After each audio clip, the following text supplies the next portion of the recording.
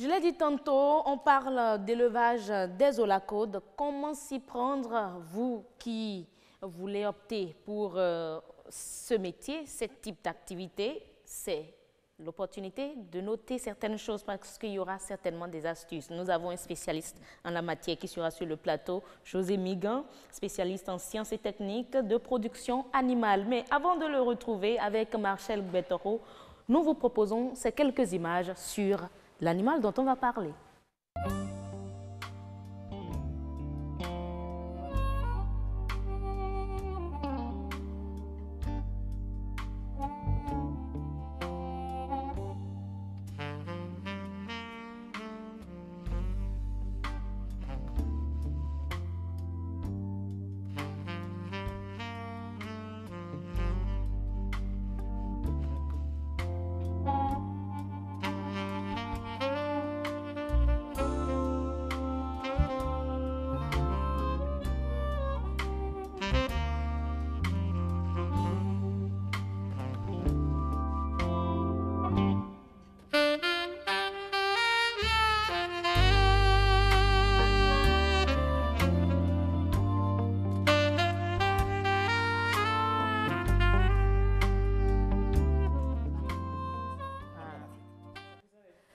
Et voilà, et nous retrouvons mes invités, Marcel Bettoro, bon, plus qu'invitée, ma chroniqueuse de tous les temps. Comment tu vas? Ça va bien, vous allez. Merci d'être là. Merci beaucoup. Monsieur José Migan, bonsoir. Bonsoir, madame. On était à vos côtés la semaine passée pour parler des escargots. Des escargots. Voilà, aujourd'hui on parle des olacodes. Des olacodes. Merci de répondre toujours présent. Il n'y a pas de souci, on est là pour vous. Marcel Bettoro, on a eu tellement d'images et moi j'ai dit tantôt, c'est pas le bidja qu'on dit naturellement, bon, traditionnellement chez nous, bidja ou bien c'est quoi concrètement olacode là? Je pense que c'est ce que nous allons comprendre avec José Migan, qui est bien spécialisé dans les élevages de ces animaux-là. Mais déjà, est-ce que l'olacode, avant qu'on ne revienne à tout ce qui a trait à ça, est-ce que l'olacode est protégé par les lois? Il ne faut pas qu'on appelle, on essaie de faire ça manger l'olacode. On a parlé de l'olacode, c'est pas félin, c'est pas... C'est juste une parenthèse. Hein? C'est un rongeur. On peut manger, hein? On peut consommer autant qu'on... Oui, autant qu'on peut. D'accord, ça nous permet de mieux parler de la chose. Alors dites-nous, hein, on a le nom olacode, on a agouti, rat de brousse, assez de noms. Concrètement, quand on parle d'olacode, à quoi fait-on allusion? Oui, souvent ici, l'olacode, l'animal communément appelé en fond, est un rongeur. Que les gens, c'est un rongeur. Souvent, Alada. Voilà, Alada, c'est ce que les gens font souvent. Et on achète ça à côté des escargots. C'est ça qui est à Comé aussi? C'est à Comé aussi, le APC, c'est à base d'olacode. Après cela, effectivement. Et c'est ça qui est encore l'agouti ou bien c'est... Non, l'agouti c'est un autre rongeur plus grand que l'olacode, mais c'est pas en Afrique, c'est plutôt un rongeur de l'Amérique latine. On n'a même pas l'agouti ici au Bénin. On n'a pas l'agouti ici au Bénin. Donc c'est un abus de langage. C'est un abus de langage. Je crois que vous savez, le Bénin a reçu très vite la visite des Portugais, Espagnols, tout ça, là, qui ont beaucoup fait l'Amérique latine. Sûrement, pas confusion, on dit bon, agouti. Non, sinon, il n'y a pas d'agouti au Bénin. Ce sont des olacodes, on les appelle des olacodes. Et rat de brousse, oui, on peut un peu dire ça parce que son nom anglais signifie rat de brousse. C'est une trace. D'accord, donc voilà, hein, tout le monde est situé maintenant, il faut dire olacode si tu veux parler bon français. Maintenant, si tu veux parler français à peu près, tu peux dire agouti. Mais déjà, l'olacode de la brousse et l'olacode élevé à la maison, est-ce que c'est la même chose? Ah oui, l'olacode, c'est l'olacode. L'olacode élevé à la brousse, c'est ça qu'on vient mettre en captivité. On lui crée un biotope proche de ce qui se passe en brousse. Et puis, on a réussi, des spécialistes ont réussi à faire ça. Nous devons les saluer sur ce plateau, des gens qui ont permis l'élevage de l'olacode, parce que ce n'est pas facile à faire. Justement, et on va l'aborder. Il paraît que il y a une particularité qui est au niveau de cet élevage-là. C'est quoi la particularité au niveau de... Oui, vous savez, l'olacode, ordinairement en brousse, un animal qui vit en famille, qui a son aire géographique donnée, qui évolue, qui va, qui revient. Maintenant, on le met en captivité. On a constaté, l'olacode, c'est un animal très stressant, sensible au stress. Donc, on les élève, je dis dans le biotope naturel, non. maintenant, on les met en captivité, on leur crée les conditions de vie proches de leur biotope naturel, et maintenant, il leur faut un grand calme, surtout le calme. Le calme, pourquoi? Calme. Ils sont sensibles, même au coup de vent. C'est-à-dire, c'est des animaux qui, au moindre bruit, peuvent sauter dans tous les sens dans la cage. Donc, et on ne peuvent peut se pas blesser. élever les tulacos dans les environs de l'OTB. Hein? Où ça bouge partout, là? Non, ça, c'est pas possible. Il faut du calme.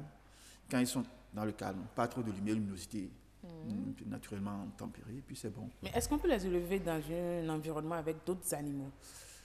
Avec d'autres animaux, partager les mêmes espaces, non. Non. Le lacode vit en famille, en bande de lacode, dans des enclos. Avant, c'était des élevages qui étaient faits à même le sol. La technique a évolué vers les cages. Après les cages, voilà, maintenant ce des qu'on enclos. a eu dans les images, c'est beaucoup plus les cages. Et il y a cages, des herbes par terre. Un peu, comme ça. Oui, là, maintenant, je crois que c'est des enclos. C'est dans des enclos. Les enclos, c'est des enclos doubles. Il y a un enclos où on met les herbes, il y a un enclos où on met les compléments alimentaires. Le lacode, lorsqu'il voit un visiteur, il a peur, il veut se cacher, il rentre. Tu parles du portillon dans l'autre enclos et puis ça va. Donc, carrément, ils sont dans leur monde à eux. Ils sont dans leur monde à eux. Lorsqu'on réussit à leur créer ces conditions-là, on les élève sans problème et c'est un élevage très intéressant.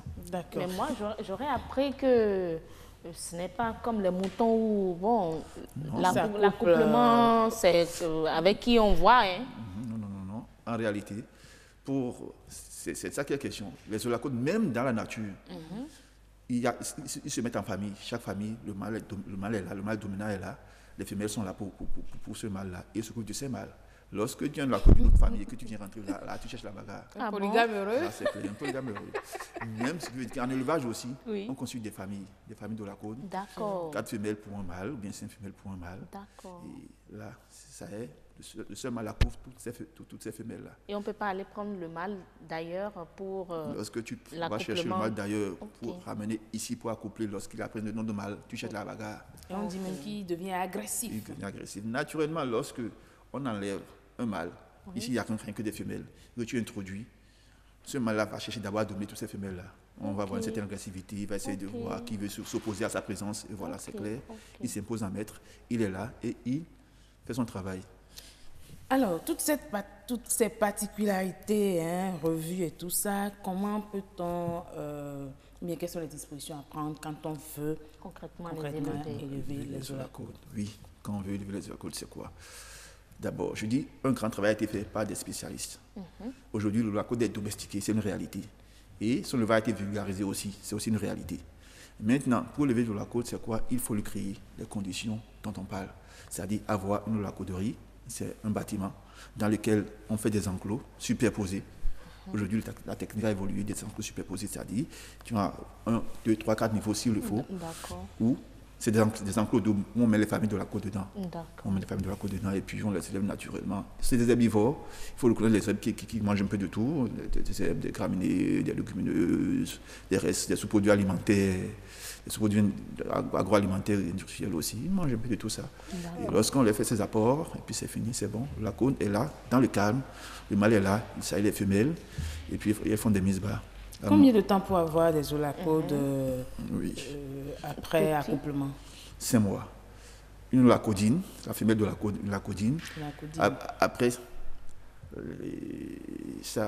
je dois dire l'accouplement, elle est gestante. Après la gestation, 5 mois après, ça a dure 5 mois de l'accouplement à la mise bas, c'est 5 mois. Et pour ceux qui veulent s'investir dans ça, est-ce qu'il y a une période pour procéder à l'accouplement ou à tout moment? Effectivement, très bonne question. Et il faut programmer les accouplements. Il faut programmer les mises bas. Parce que, en fait, comme on le dit, la côte est un animal très, très, très, très sensible au stress. Les saisons de pluie, les fortes pluies, les coups de vent, tout ça les stresse beaucoup. S'ils ont des petits pendant cette période-là où il est obligé, avec un coup de tonnerre, de bouger, il risque d'avoir beaucoup de mortalité. Donc, on programme les mises bas, les accouplements de telle sorte que les mises bas puissent tomber dans des périodes favorables où il y a moins de stress, où on est sûr d'avoir ces petits fiables. Et quels sont les atouts bien, dans l'environnement où on doit élever le levage? Quels doivent être les éléments avantageux qu'il faut respecter? Voilà. Oui. Le lacode doit être élevé dans un environnement, on dit calme. Le lacode ne peut pas être élevé là où il y a du bruit, donc loin de tout bruit, dans le calme, on prépare le terrain. Quelques sous-bois où l'ombrage est là serait idéal. Comme on le dit aujourd'hui, ça a évolué. C'est un bâtiment. Dans le bâtiment, on met les enclos. Lorsque ce qu'il y a de plus difficile à faire dans l'olacodiculture, c'est la réalisation des bâtiments. Ça revient un peu plus cher, oui, c'est vrai. Il le faut, c'est en ciment, des briques, il le faut avec des formes de dallage, faire des superpositions, tout ça là.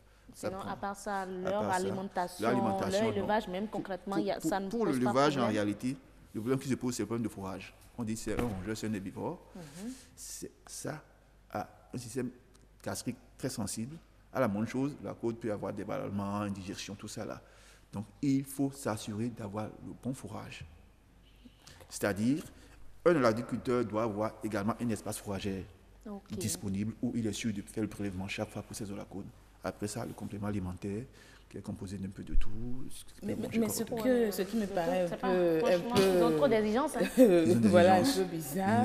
Mais lorsqu'on remplit les conditions, c'est hyper rentable. L'olacode de la brousse n'exige pas tout ça, hein, et pourtant il évolue, il grandit normalement. Attention, dans la brousse, l'olacode a toute une diversité de fourrages. Il fait le choix de son fourrage, il va chercher la racine qu'il veut manger, il rentre dans les champs des autres, il fait la razzia. On dit que c'est un dévastateur, les olacodes. Lorsqu'une famille de olacode rentre dans ton champ de maïs, quand tu reviens le lendemain matin, tu vas pitié de toi-même. Oh là là.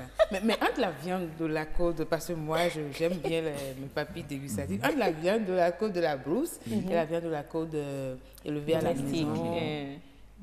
Pareil. Le lacode élevé à la brousse, dans la brousse, c'est-à-dire le lacode sauvage, mange de la verdure, des fourrages. Le lacode qui est en élevage aussi est exigeant. On n'a pas changé l'alimentation, il mange également les fourrages. Quand vous mangez les mêmes choses, vous pouvez avoir les mêmes qualités de viande. Mais sur le côté qualité de la viande, est-ce que c'est vraiment la même qualité? La même chose. Pratiquement la même qualité.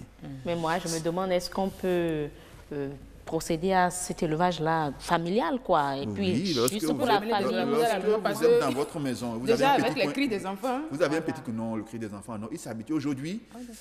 Les olacodes ont été domestiqués.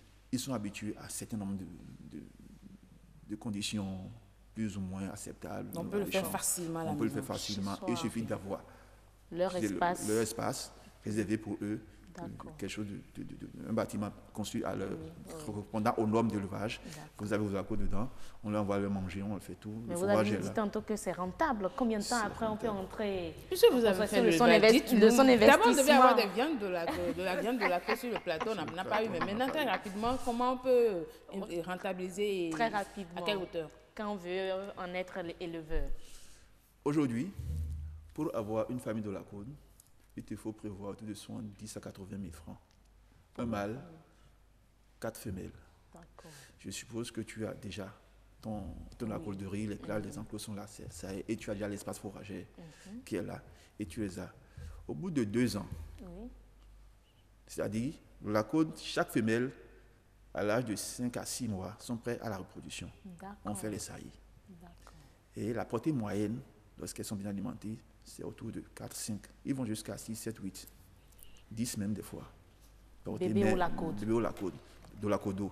Mais c'est mieux d'avoir des portées moyennes où la mère est sûre de et faire 2 ans après, on peut déjà deux ans après, avec une famille, les façons si tu veux. Tu as près déjà d'une centaine. Wow. Si Heureuse veut investir dans l'élevage de l'olacode, elle doit se rapprocher de vous et payer vos séances de conseil à coup fort. En tout cas, merci à vous d'avoir accepté de partager toutes ces notions en matière de levage, parce qu'on en a fait une bonne série avec vous. On a parlé de l'olacode, on a parlé d'escargot, on a parlé de volaille, tout ça. Beaucoup de merci d'être toujours disponible pour les téléspectateurs. Et vous vous rendrez encore disponible pour les fois à venir, car c'est sûr, elle va encore vous inviter. J'ai pas fini avec vous, et j'ai pas fini aussi avec vous, chers amis téléspectateurs, mais pour ce soir, c'est déjà bon. On se donne rendez-vous mercredi. À mercredi. Marcel Gbatoro, Monsieur Migan, bonne soirée. Merci à vous. Merci beaucoup.